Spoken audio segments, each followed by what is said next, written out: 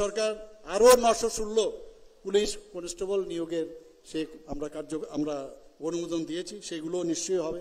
আমরা special executive অনেকে বলছে যে কবে দেবে, যথাসময়ে যখন দেওয়ার নিশ্চয়ই সেটা দেওয়া হবে, এবং সংখ্যাটা হচ্ছে প্রায় 6000।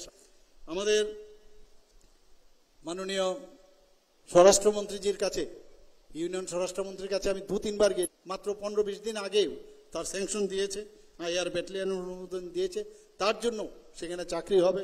এবং তারও ইন হার্নেস শুদ্ধ এখন পর্যন্ত ত্রিপুরাতে চাকরি নেই।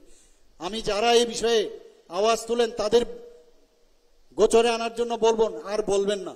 আর আমরা ডাটা নিয়ে কথা বলছি, প্রায় 19,262 জন বিভিন্ন দপ্তরে এখন পর্যন্ত এই সরকার আসার পর 2018 থেকে এখন পর্যন্ত আমরা এই 19,262 জনকে চাকরি দিয়েছি। সিকিউরিটি গার্ড এবং অন্যান্য যে পরিষেবা বিভিন্ন এজেন্সিতে প্রায় 2,987 জনকে চাকরি দেওয়া হয়েছে। আউটসোর্সিং এবং চুক্তিভিত্তিক যে চাকরি প্রায় 5,771 জনকে চাকরি দেওয়া হয়েছে।